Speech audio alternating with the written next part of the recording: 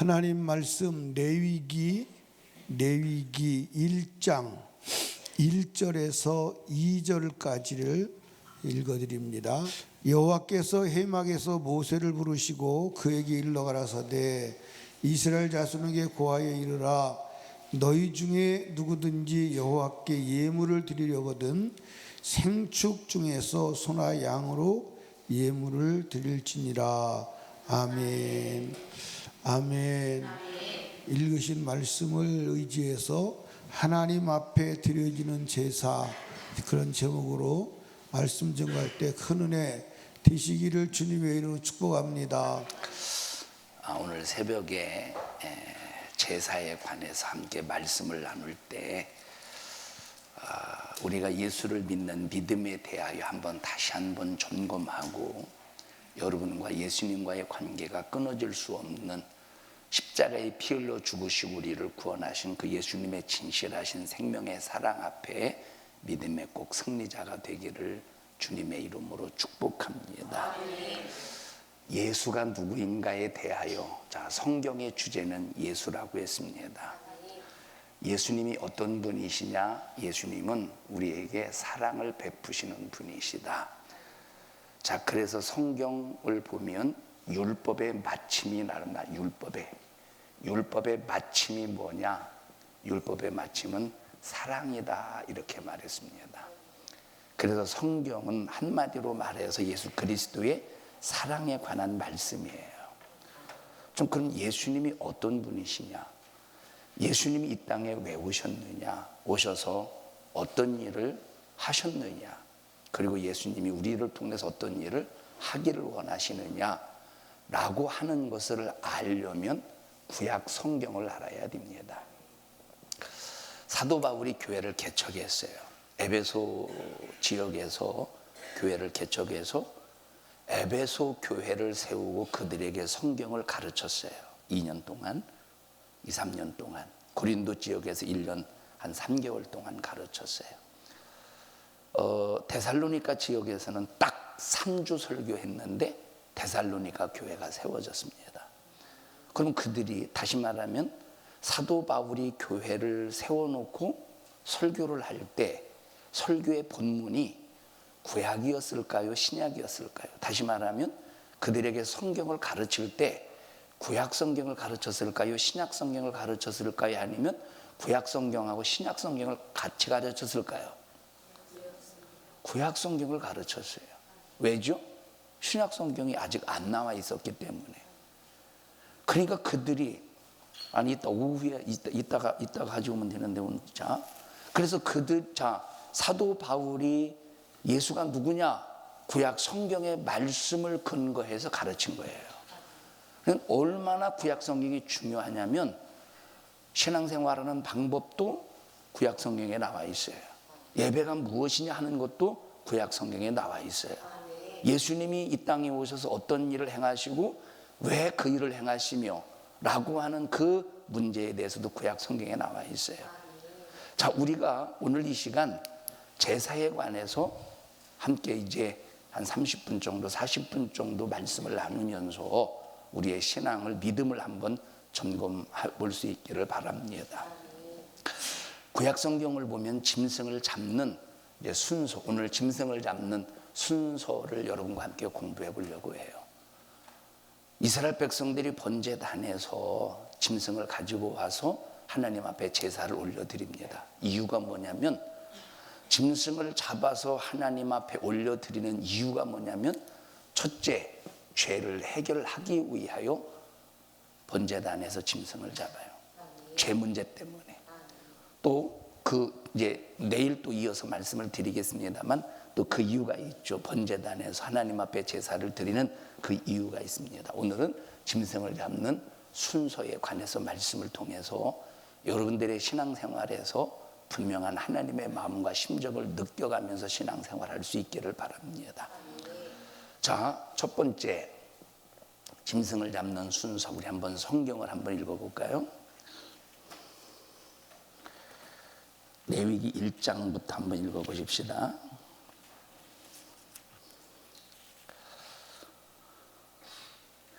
시작. 여호와께서 모세에게 회막에서 모세를 부르시고 그에게 일러 가라사대. 한글 성경에는 여호와께서라고 시작을 하잖아요. 여호와께서라고 시작을 해요. 그런데 히브리어 원어를 보면 여기에 접속사가 있어요. 맨 앞에 접속사가 있어요. 접속사라고 하는 단어가 있는데 어디와 어디를 연결해주는 접속사냐면 출애굽기 마지막 장 마지막 절과 레위기 1장 1절을 연결해주는 접속사가 있어요.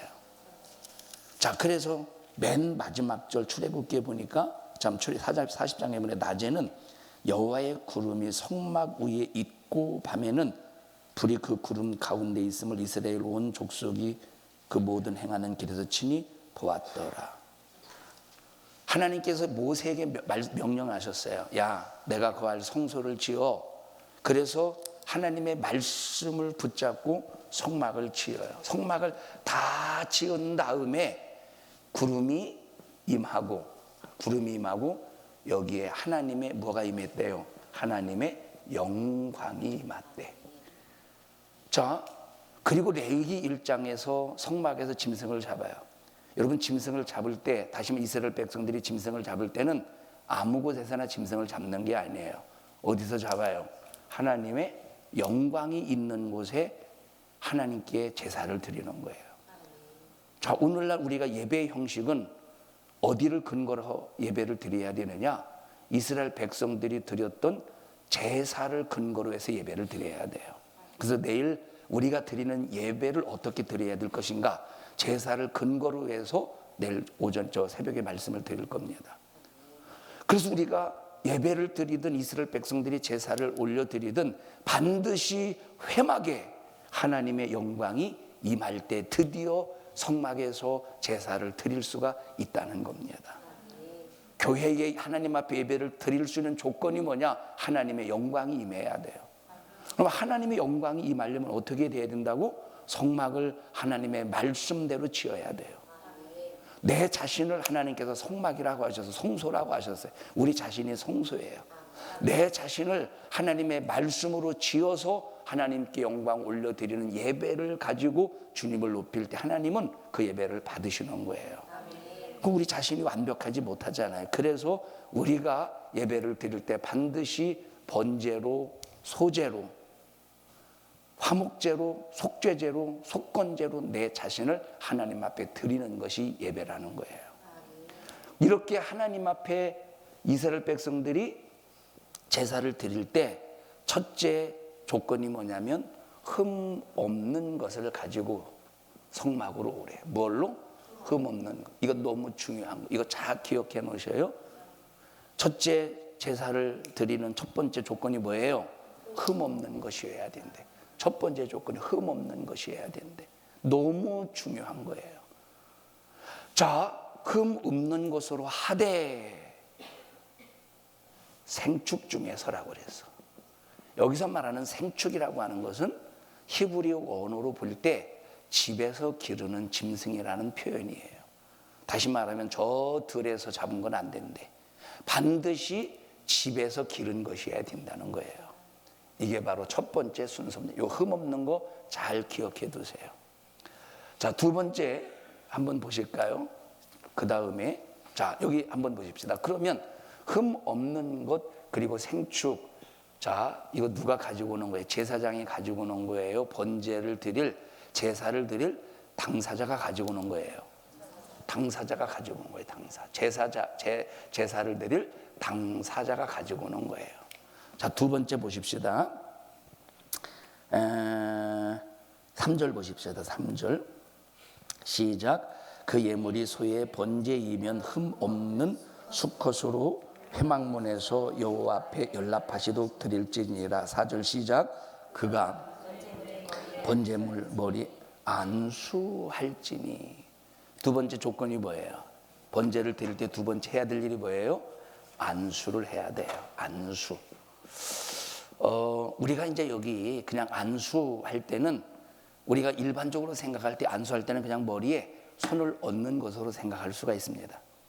목사님들이 성도들 여러분 안수해 줄 때 그냥 머리에 손만 얹고 지나가듯이, 손을 얹고 지나가듯이 그렇게 생각할 수 있지만, 히브리어 원어의 안수의 의미, 그 원어를 볼 때 안수의 의미는 어떤 의미를 가지고 있느냐면, 자, 이게 사람의, 이게 짐승이라고, 내 몸을 이 짐승에게 의탁하여 의지하듯이 이렇게 기대는 것이 안수예요. 그 히브리어 기대는 거. 이해하셨어요? 그냥 내 손만 얹는, 힘없이 손만 얹는 걸 말하는 게 아니라 내 몸을 짐승의 머리에 손을 얹고 지탱하는 거예요. 내 몸을 지탱하는 거예요. 그 의미를 가지고 있는 거예요. 그럼 이 의미가 뭐냐면, 전가의 의미가 있어요. 다 같이 안수에는 무슨 의미가 있어요? 전가의 의미가 있어요. 전가가 무슨 뜻인지 알죠? 나는 고간데 그 뜻이 아니야. 전가. 자, 그러면 우리 한번 생각해 보십시다. 전가, 무슨 전가고 써요? 무슨 전가고 써? 죄를 전가했어요? 맞았어요. 근데 50점이야. 뭘 전가하고 있어요? 자, 여러분들이 죄를 전가했다고 해서 맞았어요. 뭘 전가해요? 죄를 전가해요. 만약에 죄만 전가하면 50점이에요. 또 하나의 전가가 있어요. 이건 나중에 설명할게요. 자, 전가가 이루어지지 않으면 그 제사는 절대 실패합니다. 그 제사는 하나님이 받지 않으셔. 전가가 이루어져야 되는데 한 가지만 이루어져서는 절대 안 돼요.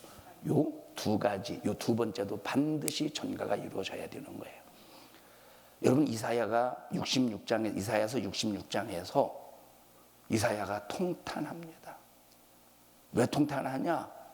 솔로몬 성전에서 하나님 앞에 제사를 드리는 이스라엘 백성들이 하나님 앞에 소를 잡아 바치고 짐승을 잡아 바치는 그 모든, 그리고 분향로에, 금향로에 향을 드리는 그 모든 것들을 뭐라고 표현하느냐?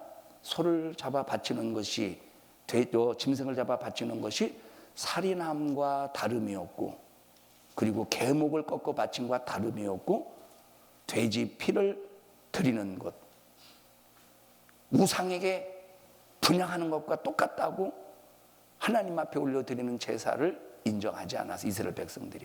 왜 그럴까요? 전가가 없어서 그런 거예요.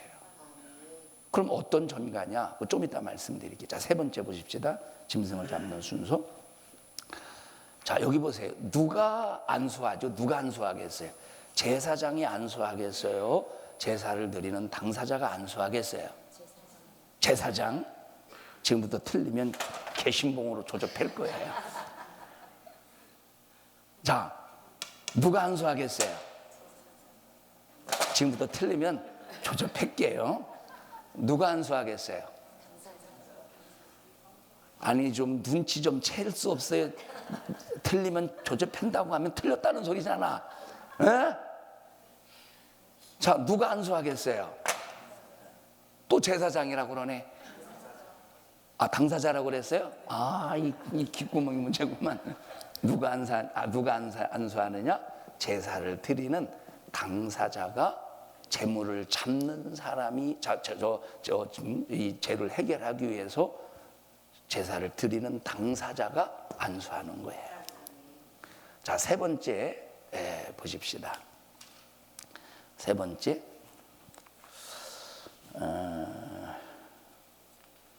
4절 읽어보십시다. 4절 시작.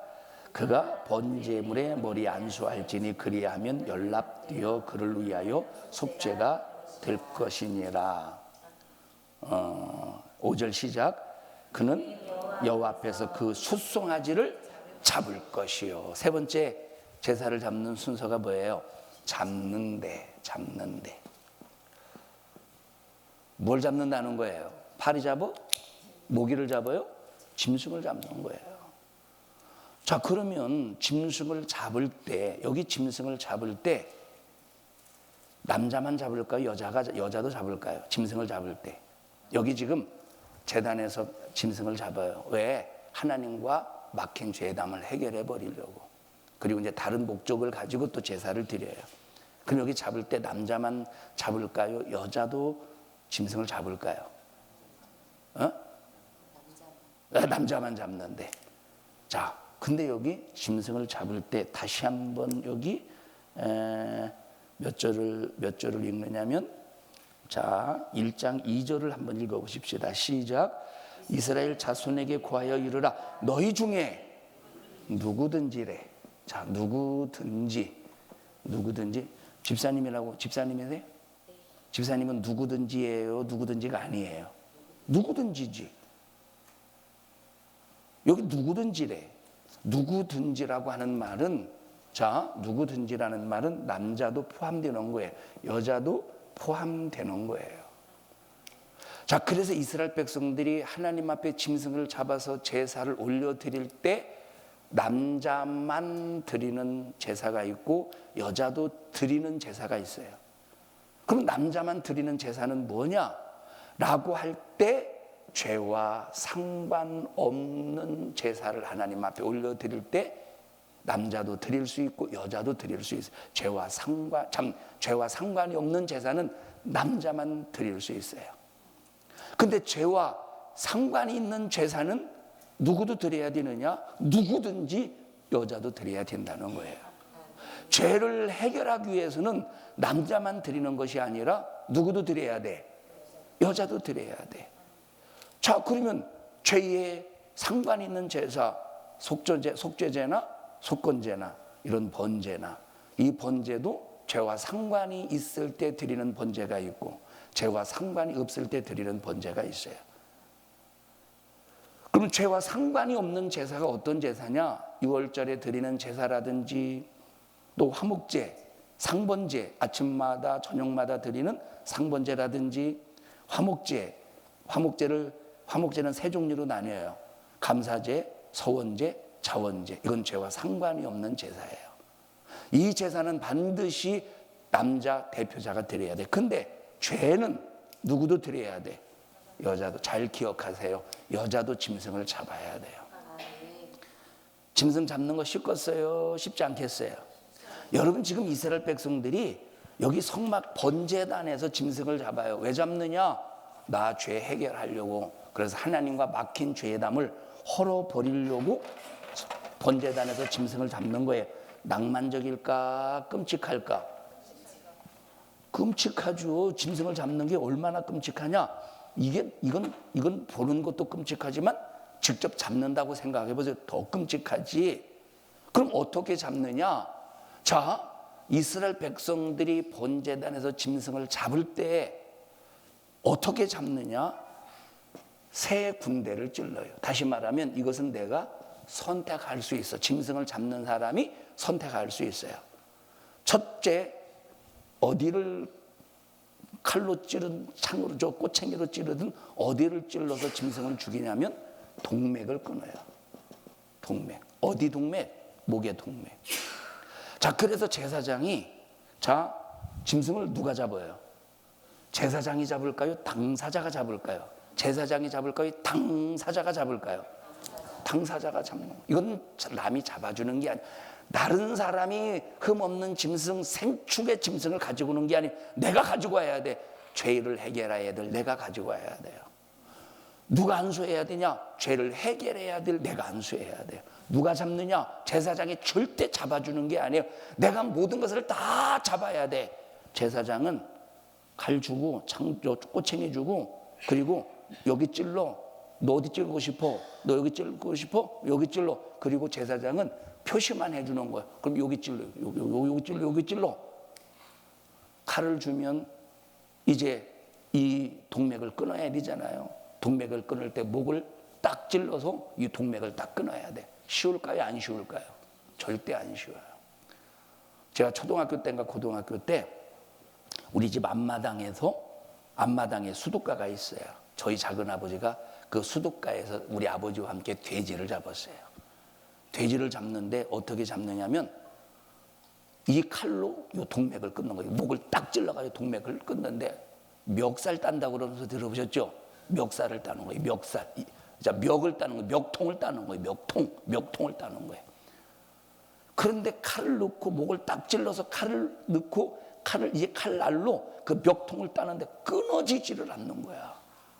돼지가 어떻게 하겠어?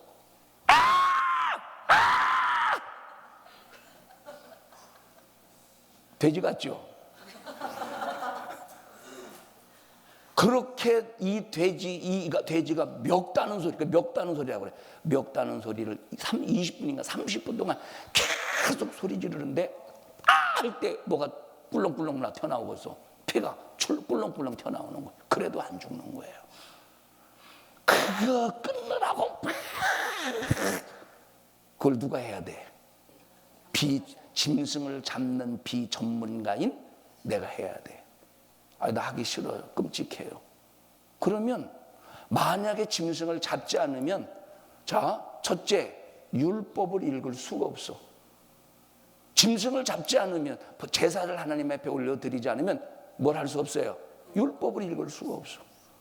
하나님께서 모세에게 명령한 게 있어요. 하나님께서 모세에게, 야, 너희들 가나안 땅에 들어가거든 7년에 한 번씩 율법을 낭독해서 읽어드려서, 남녀노소 누구든지 다 율법을 읽어, 그리고 하나님을 경외하는 방법을 가르쳐서 배우게 해.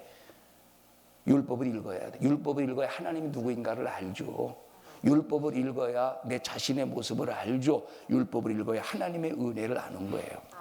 근데 짐승을 잡지 않으면 뭘 읽을 수 없어? 율법을 읽을 수가 없는 거예요. 두 번째, 율법을 읽자. 제사를 드리지 않으면 두 번째, 의인의 회중에 들 수가 없어요. 의인의 회중에 들지 못하면 어떤 길을 따라야 돼? 악인의 꾀를 쫓아야 돼. 죄인의 길에 서야 돼. 오만한 자리에 앉아야 돼. 짐승을 잡지 않으면, 나 끔찍해서 짐승을 못 잡겠어요. 그럼 그 사람은 의인의 회중에 들지 못해요. 이 사람은 악인의 꾀를 쫓아야 돼. 죄인의 길에 서야 돼. 그러다가 어디로 가야 되겠어요? 지옥 가야 되는 거예요. 그러니까 반드시 내가 의인의 회중에 들고 율법을 통해서 하나님을 알고 내 자신을 알고 하나님을 만나려면 반드시 뭐 해야 돼요? 끔찍해도 짐승을 잡아야 돼. 2, 30분 동안 죽이는 데만 2, 30분이야. 죽이는 데만. 제가 기억으로는 저희 작은아버지가 멱살을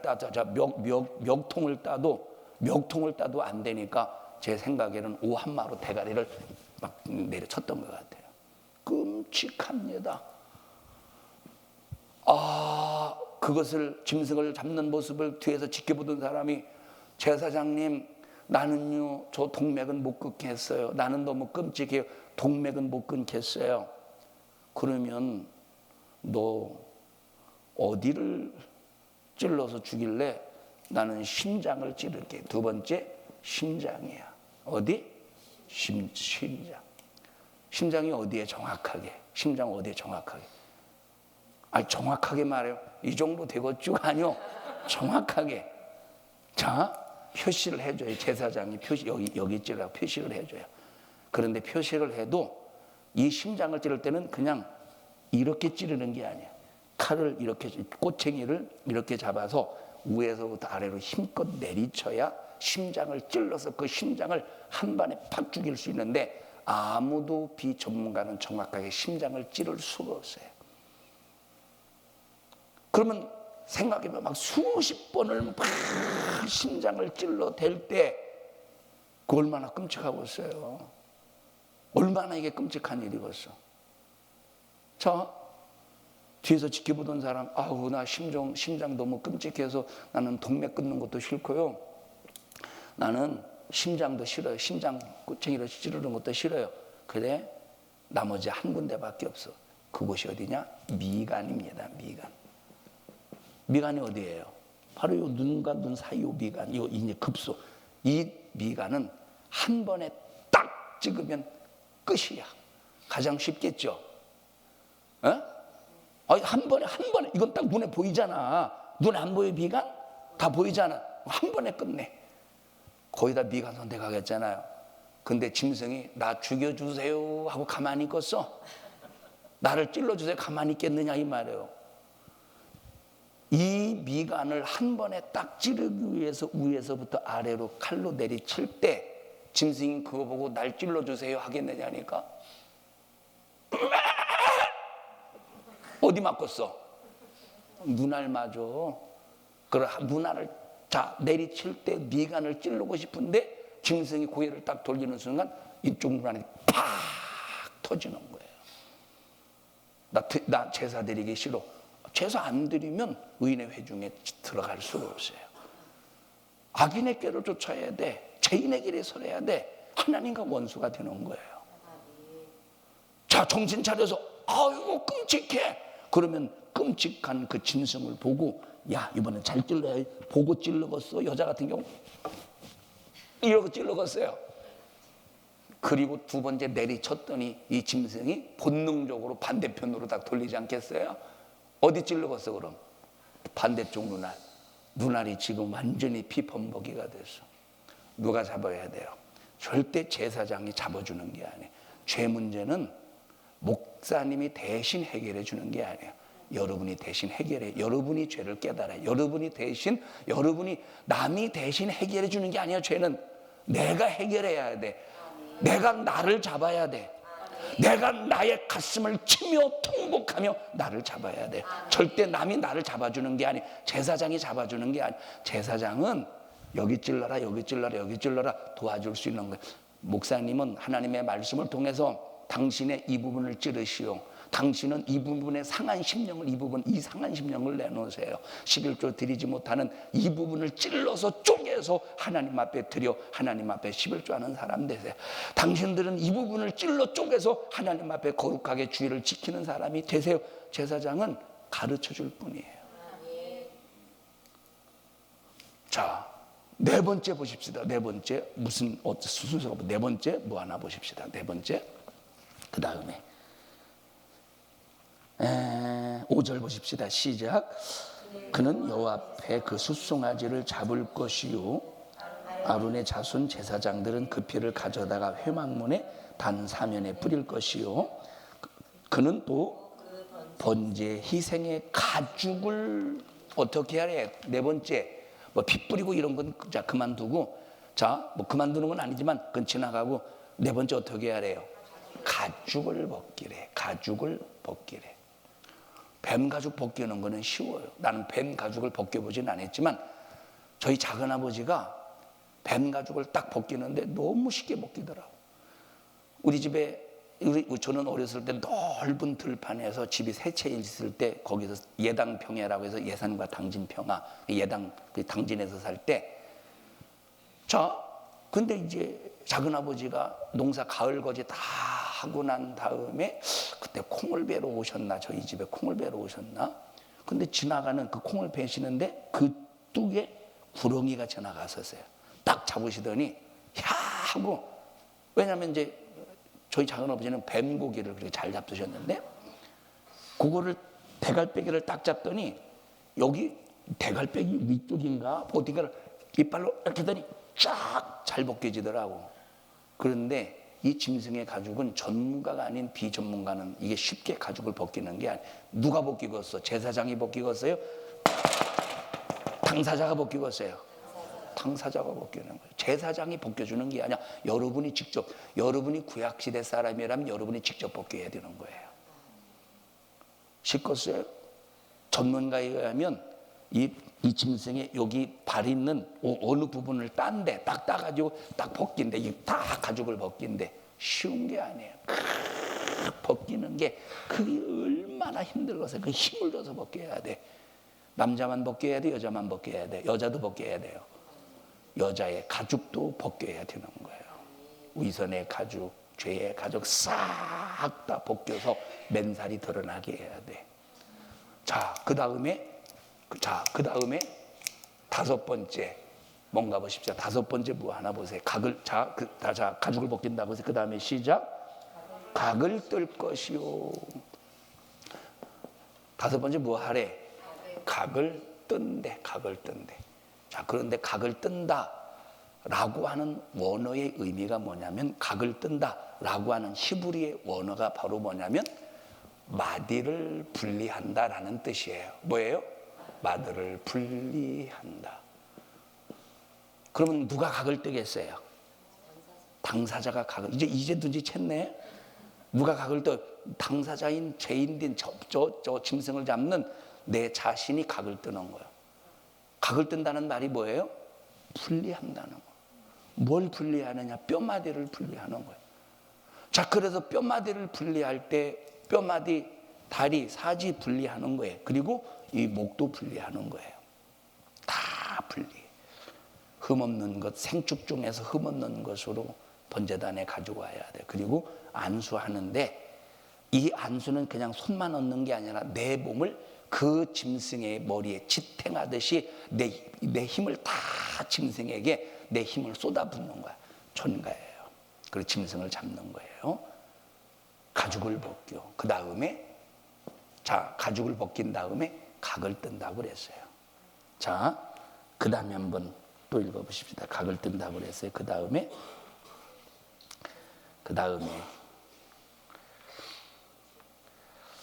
시작. 제사장 아론의 자손들은 단 위에 불을 두고 불 위에 나무를 올려놓고 아론의 자손 제사장들은 그 뜬 각과 머리와 기름을 단 위에 있는 나무에 가려 볼 것이며 9절 전반절부터 9절 시작. 그 내장과 정갱이를 물로 씻을 것이요 제사장은 그 전부를 단 위에 어떻게 하래? 6번째 단 위에 불 사른데 단 위에 불을 사른다는 거예요. 다시 말하면 불로 태워서 싹 다 하나님 앞에 드리는 거예요. 하나님 앞에 드리는 거예요. 그런데 여기 보십시다. 이렇게 하면 하나님께서 뭘로 받으신대? 이렇게 하면 하나님이 뭐로 받으신대요? 이게 하나님은 이것을 뭐로 보시느냐? 이걸 냄새를 맡으신대. 이 불을 사를 때 지금 이 내용만 가지고 한 2시간 정도 설교해야 되는데 새벽에 30분만 하려고 좀 빨리빨리 진행합니다. 하나님이 이 번제단에서 살라지던 이 짐승이 타는 그 냄새를 뭐로 받으셨대요? 향기로운 냄새로 받으셨대. 여러분 한번 생각해 보십시다. 짐승이 타는 냄새가 고약할까? 아니면 너무 맡고 싶고 내일도 또 맡고 싶고 또 내일 모레 또 맡고 싶은 그런 향기일까? 아유, 냄새 끔찍하죠. 그 구린내, 노린내 같은 그 냄새. 그리고 생각해봐. 여기까지 끔찍해, 안 끔찍해? 끔찍하죠. 근데 끔찍하게 잡혀진 이 짐승을 하나님 앞에 태워서 올려드릴 때 하나님 이걸 뭘로 받는데? 향기로운 냄새로 받는. 아니 무슨 하나님이 엽기적인 하나님이십니까? 하나님이 뭔가 좀 이게 좀 인간적으로 생각할 때 하나님 뭐 정신병자 같지 않아요? 하나님이 정신병자가 아니라 이걸 우리가 앞에 이 부분을 생각하고 하나님께서 이걸 태워 올릴 때 하나님이 이걸 향기로운 냄새로 받는다고 할 때 뭔가 좀 하나님이 이게 좀 뭔가 이상한 하나님 같지 않느냐 이 말이에요. 짐승을 잡아 태워 바칠 때 하나님 그걸 향기로 받으신대. 아니 세상에 사랑이 많다는 하나님이 여러분 보세요. 10계명을 보면 첫째 계명, 두 번째, 세 번째, 다섯 번째 계명. 계명 중에서 살인하지 말라라는 계명이 있죠. 살인하지 말라. 번역이 잘못된 거예요. 살인이 뭐예요? 사람을 죽이는 게 살인이잖아요. 번역이 잘못된 거예요. 원래 번역은 살인하지 말라가 아니라 살생하지 말라예요. 자, 다시 말하면 살생하지 말라는 말은 사람만 죽이지 말라라는 소리가 아니라 뭐도 죽이지 말라는 거예요. 짐승도 죽이지 말라는 거야. 내가 어떤 목적을 가지고 죽이는 것 외에는 쓸데없이 살생하면 안 되는 거예요. 어떤 짐승이든지. 하나님이 법을 만들어 놓고 살생하지 말라라고 하는 율법의 법을 만들어 놓고 여기 지금 이렇게 잡게 만든 다음에 불을 살라서 향기로운 냄새로 받으신데 이거 우리가 이런 하나님을 믿고 있는 거예요. 이 향기로운, 그럼 왜 향기냐? 그래서 이 안수가 중요한 거예요. 짐승을 잡을 때 이스라엘 백성들이 번제단에서 짐승을 잡을 때 두 번째 이 안수가 실패하면 그 제사는 그 짐승은 하나님 앞에 드려지는 짐승, 하나님 앞에 제사를 드릴 때 받으시는 하나님 앞에 드려지는 짐승이냐 아니면 사람을 위한 도축이냐, 이걸 결정하는 게 안수야. 도축이냐 제사냐 이걸 결정하는 게 뭐예요? 안수라 이 말이에요. 그럼 안수가 아까 뭐라고 그랬어요? 전가라고 그랬지. 전가가 뭐라고 그랬어요? 전가야 그냥. 그럼 전가가 뭐냐? 첫 번째 죄의 전가입니다. 그래서 내가 온 힘을 다해서 짐승에게 기대어서 나에게 있는 죄를 누구에게 이양시키는 거예요? 짐승에게 이양시키는 거야. 내 죄를 짐승에게 전가시키는 거예요. 그런데 이 안수를 통해서 전가할 때는 절대 단 방향의 전가가 아니라 양 방향의 전가예요. 나의 죄만 짐승에게 전가가 되는 게 아니라 짐승의 무엇이 반드시 내게 전가가 된다는 거예요. 뭘 통해서? 안수를 통해서. 내 죄만 짐승에게 전가가 되어 내 죄를 해결받았어가 아니라 짐승의 무엇이 내게 전가가 되는데 그게 뭘까요? 아까 여러분 첫 번째 뭘 기억하라고 그랬어요? 흠 없음을 기억하라고 그랬어요. 그래서 안수하는 순간 짐승의 흠 없음이 내게 전가가 되는 거예요. 양방향이야. 만약에 죄의 전가만 되었다면 죄는 전가되어서 죄는 자유할지라도 나는 그래도 흠 있는 사람이 되는 거야. 그런데 안수하는 순간에 짐승의 흠 없음이 내게 전가가 되는 거예요. 자, 그래서 여기에서 판가름이 나는 거예요. 안수를 안 할 때는 도축이 되는 거예요. 안수할 때는 뭐가 되는 거예요? 제사가 되는 거야. 자, 그러면 보십시다. 여기 짐승을 잡았어요. 가죽을 벗겼어. 각을 떴어. 그리고 불살랐어. 지금 태워서 연기로 한 줌의 재로 사라지고 그 연기가 하나님께 올라가요. 그러면 안수하는 순간 더 이상 하나님은 이것을 짐승의 죽음으로 보지 않아요. 안수하는 순간 하나님은 더 이상 이건 짐승을 잡는 것으로 보지 않아. 안수하는 순간에 하나님은 더 이상 그걸 짐승의 가죽이 벗겨지는 것으로 보지 않아요. 안수하는 순간 하나님은 그것을 짐승이 각을 뜨는 것으로 보지 않아. 안수하는 순간 내 죄를 잡는 것으로 보시는 거예요. 안수하는 순간 내 죄의 가죽을 벗기시는 것으로 보시는 거예요. 안수하는 순간 나의 모든 뼈마디가 분리되어서 죄가 분리되어서 번제단에 올려서 뭐가 타는 거예요? 짐승이 타는 게 아니라 내 죄가 탄다 이 말이에요. 죄가 타서 죄가 사라져서 없어지는 그 모습을 보시고 하나님은 그것을 향기로운 냄새로 보시는 거예요. 만약에 이것이 도축이라면 하나님은 이걸 향기로 보시겠습니까? 이것은 죄로 보시겠지. 너 왜 살생하지 말라고 했잖아. 너 왜 살생해? 안수를 하지 않고 안수를 실패하고 안수를 했어도 하나님이 받으시는 그 안수가 아니라면 하나님 그걸 제사로 보지 않고 도축으로 보는 거예요. 제사가 될 때 짐승이 죽는 게 아니라 내 죄가 죽는 거야. 하나님이 받으시는 그 제사 되기 위해서 내가 안수할 때 짐승이 각을 뜨는 거야. 짐승의 가죽이 벗겨지는, 짐승이 타서 올라가는 거예요. 그러면 짐승의 흠 없음이 내게 전가할 때 여러분 우리는 예수의 흠 없음이 내게 오는 거예요. 내 것이 되는 거야. 자, 그러면 우리는 지금 짐승을 잡습니까? 구약시대 이스라엘 백성들은 짐승을 잡아서 내 죄를 짐승에게, 구약시대 이스라엘 백성들은 내 죄를 짐승에게 전가시키고 짐승의 흠 없음이 자기에게 이렇게 이제 전가가 돼요. 그런데 지금은 짐승 안 잡잖아. 우리는 누구로 죄를 해결받고 누구의 흠 없음이 내게 되었죠? 예수. 그럼 우리가 예수님에게 내 죄를 전가시키고 예수님의 흠없음을 내게 전가시키려면 우리 예수님에게 안수해야 되겠어? 2000년으로 거슬러 올라가서 예수님에게 안수해야 되겠어요? 지금은 자, 이게 전부 예수님 흠없음입니다. 예수님은 요셉의 집에서 길러지셨죠. 예수님은 생축으로 요셉의 집에서 길러지셨어요. 자, 예수님을 잡았어요. 누가 잡았습니까? 내 죄가 잡았어요. 예수님이 가죽을 그래서 우리가 영화를 볼 때 예수님이 십자가에 피 흘려 죽으실 때 이 속은 입혀져 있지만 그러나 십자가형을 당할 때는 실오라기 하나도 거치지 않아요. 예수님의 모든 가죽이 벗겨졌어요. 예수님의 가죽.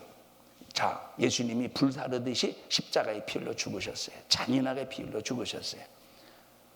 자, 그러면 내 죄를 전가하고 예수님의 흠없음을 내게 전가하려면 내가 안수해야 되는데 내가 어디 가서 안수해? 목사님 이리 오셔요. 예수님 대신에 목사님 안수 내가 할까요? 하고 목사님에게 전가해야 되나? 그러면 오늘날 이 안수를 대체하는 게 뭘까요? 신약시대는 그게 바로 뭐냐면 시작 회개. 그게 바로 뭐냐면 믿음이에요. 믿음.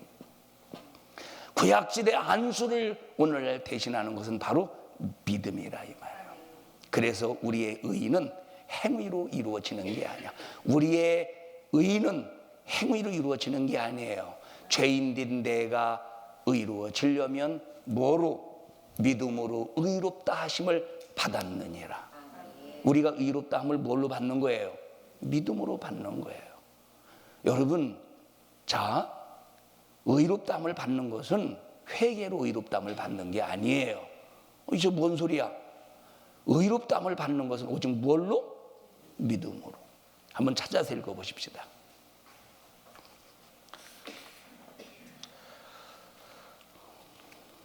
마태복음 9장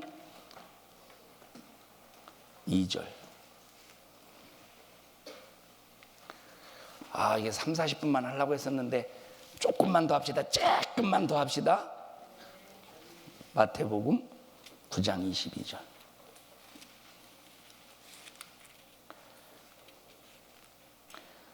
시작. 예수께서 돌이켜 그를 보시며 가라사대 따라 안심하라. 믿음이 뭐 했대? 너를 구원했대. 구원은 회개로 이루어지는 게 아니에요. 구원은 뭐로 이루어지느냐? 믿음으로 이루어지는 거예요. 지금 아직 설교 다 끝난 게 아니에요. 그러면 저기 뭐해 도대체 그럼 회개하지 말라는 소리야? 아니야. 그건 다른 차원에서 다뤄줘야 되는 문제예요. 그럼 회개 안 해도 됩니까? 반드시 해야 돼. 왜 해야 되느냐? 이제 이것부터 해결하고요. 그 다음에 사도행전 16장 31절 보십시다. 사도행전 16장 31절.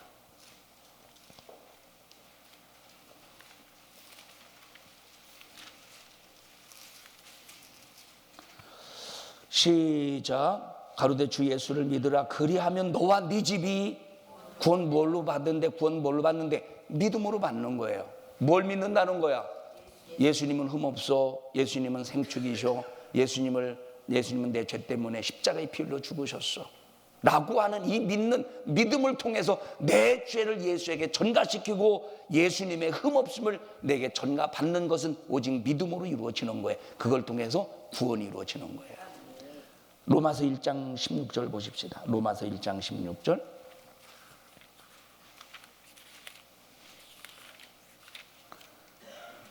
시작. 내가 복음을 부끄러워하지 아니하노니 이 복음은 모든 믿는 자에게 구원을 주시는, 누구에게 구원을 주신대? 모든 믿는 자에게 구원을 주신대요. 로마서 10장 보십시다. 네, 10장. 설명할 시간은 없고 그냥 성경만 읽을게요. 10장 9절 10절 보십시다. 시작. 네가 만일 내 입으로 예수를 주로 시인하며 또 하나님께서 그를 죽은 자 가운데서 살리신 것을 네 마음에 믿으면 구원을 얻으리니 사람이 마음으로 믿어 뭐에 이른데? 의에, 믿음으로 의에 이르는 거예요. 이해하셨어요? 자, 여기 보셨어요. 여기 보세요. 이제 빨리 진행할게요. 여기 보세요. 그러면 보십시다. 여기 보세요. 하나님이 태초에 천지를 창조하실 때, 그리고 나와 여러분을, 인간을 여섯째 날 만드셨죠. 우리 인간을 지으실 때 거룩한 모습으로 지으셨을까요? 아니면 어떤 상태로 지으셨을까요? 거룩하게 지으셨을까요? 어떻게 지으셨을까요? 아니요, 거룩하게 짓지 않으셨어. 거룩은 인간에게 붙일 수 없는 속성이에요. 거룩은 누구에게만 붙일 수 있느냐? 거룩은 오직 하나님의 속성이야. 하나님이 우리 인간을 태초에 지으실 때 거룩하게 지으신 것이 아니라 정결하게 지으셨어요. 다시 말하면 깨끗하게 지으셨어. 인간의 속성은 거룩이 아니에요. 인간의 속성은 정결이야. 거룩의 속성은 오직 하나님께만 붙여지는 거예요.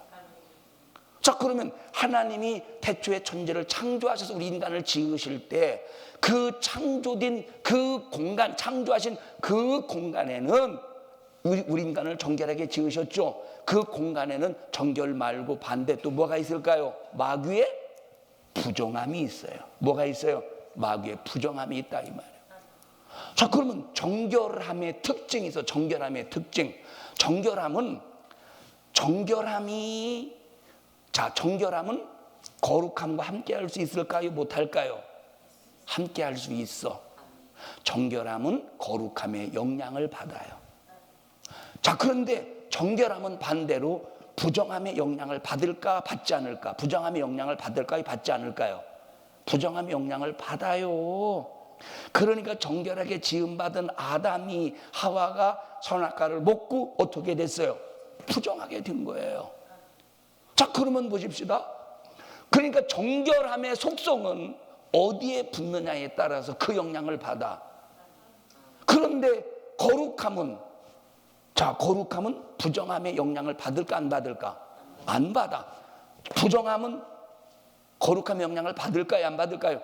안 받아. 그래서 부정한 마귀는 개가 천선을 해도 절대 거룩해질 수가 없어. 거룩하신 하나님은 아무리 죄를 뒤집어 씌워도 부정해지지 않아.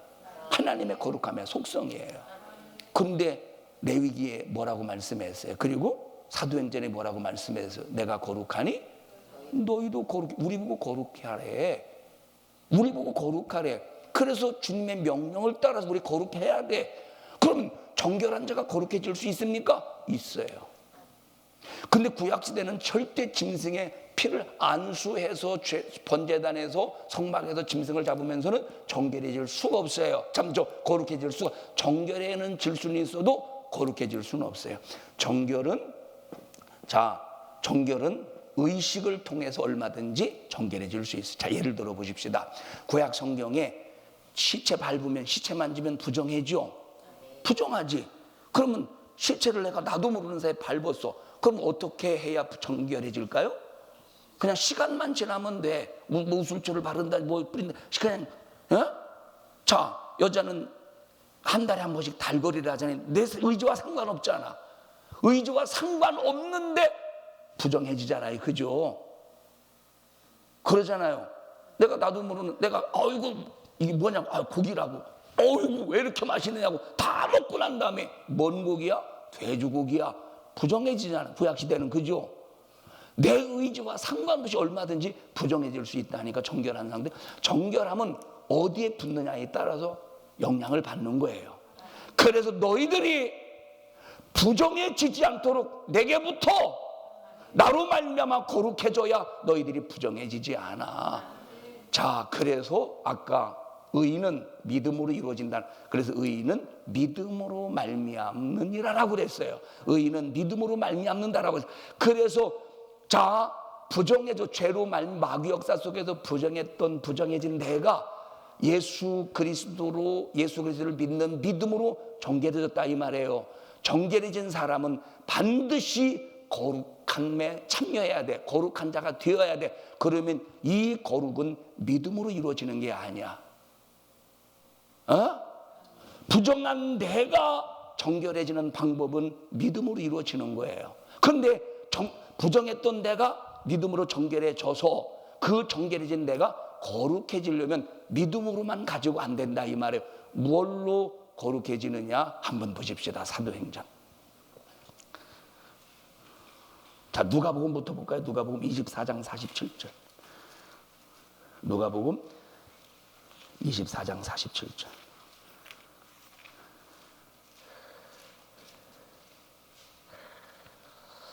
시작. 또 그의 이름으로 죄 사함을 얻게 하는 회개를 선포하라고 예수님이 제자들에게 명령했어요. 뭘 선포하게 하래? 죄를 회개할 수 있도록 선포하래. 자, 구원은 뭐로 받아요? 믿음으로. 의는 뭘로 이루어져요? 믿음으로 이루어지는 거예요. 의는 절대 내가 어떤 행동으로 이루어지는 게 아니라 믿음으로 의로 이루어지는데, 거룩함은 믿음으로 이루어지는 게 아니에요. 뭐로 이루어지느냐? 죄를 회개할 때 거룩함이 이루어지는 거예요. 사도행전 2장으로 가보십시다. 사도행전 2장